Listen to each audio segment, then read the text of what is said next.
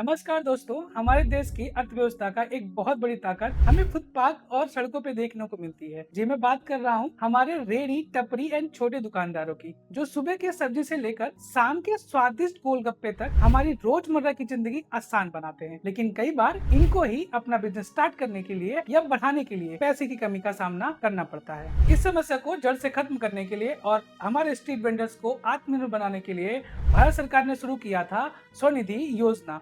लेकिन हम आज बात करने वाले हैं इसके अपडेटेड वर्जन के बारे में, इससे ताकतवर वर्जन के बारे में, जिसको हम स्वनिधि योजना 2.0 के नाम से जानते हैं। अगर आप भी किसी सड़क के किनारे कोई व्यापार करते हैं या आपके परिवार में कोई ऐसा व्यापार करता है, आने वाले कुछ मिनट्स आपकी जिंदगी को बदल सकते हैं। वीडियो को एंड तक जरूर देखना, क्योंकि आधा अधूरा ज्ञान हमेशा खतरनाक होता है। तो दोस्तों, स्वागत है आपके अपने चैनल उड़ान विद हैप्पी में, जहां हम बात करते हैं finance, real estate and knowledge की, पैसे की समझ, प्रॉपर्टी का फायदा। सबसे पहले समझते हैं कि ये योजना है क्या। तो इस योजना के अगर हम फुल फॉर्म की बात करते हैं तो इसका फुल फॉर्म होता है प्रधानमंत्री स्ट्रीट वेंडर्स आत्मनिर्भर निधि। और अगर इसकी उद्देश्य की बात करते हैं तो इसका उद्देश्य है कि स्ट्रीट वेंडर्स को बिना गारंटी लोन देना। अब आपको लग रहा होगा कि इसमें नया क्या है। तो पहले जब स्वनिधि योजना में आपको 10,000 तक का लोन मिल, लेकिन अब ये जो लोन अमाउंट है उसको बढ़ाकर 50,000 तक कर दिया गया है।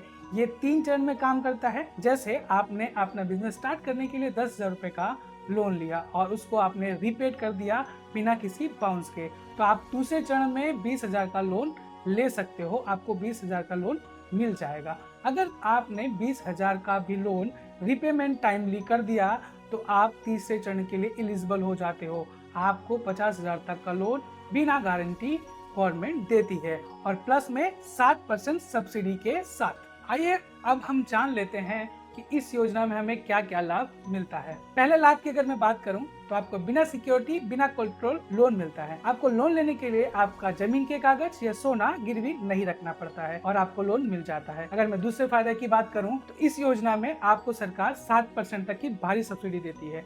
अगर आप अपना टाइमली EMI पे करते हैं तो सरकार आपको 7% की सब्सिडी देती है, जो तिमाही आपके अकाउंट में जमा हो जाते हैं। तीसरे फायदे की बात करता हूँ, डिजिटल कैशबैक। आजकल इंडिया में चाहे 10 रुपए का सामान हो या 10,000 का सामान हो, लोग फोन पे और गूगल पे करना प्रीफर करते हैं। आप जब अपना डिजिटल प्लेटफॉर्म यूज करते हैं तो सरकार आपको महीना का 100 रुपया और साल का 1,200 रुपया आपको कैशबैक देती है। मतलब आपका लोन जो होता है वो फ्री जैसा हो जाता है।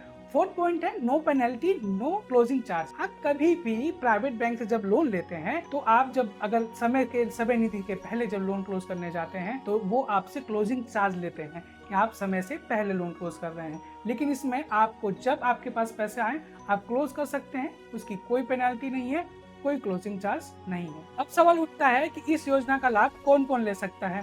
अगर आप फुटपाथ पे, सड़क पे या ठेले पे सामान बेचते हैं, जैसे रेडीमेड कपड़े, चाय पकौड़े, नाई की दुकान या फिर पान की टपरी, तो आप इस योजना के लिए एलिजिबल हैं, आप लोन ले सकते हैं। अब तो स्थानीय वेंडर्स के साथ साथ उन वेंडर को भी शामिल किया गया है अर्ध शहरी जगह से या ग्रामीण इलाकों से आके शहर में सामान बेचते हैं।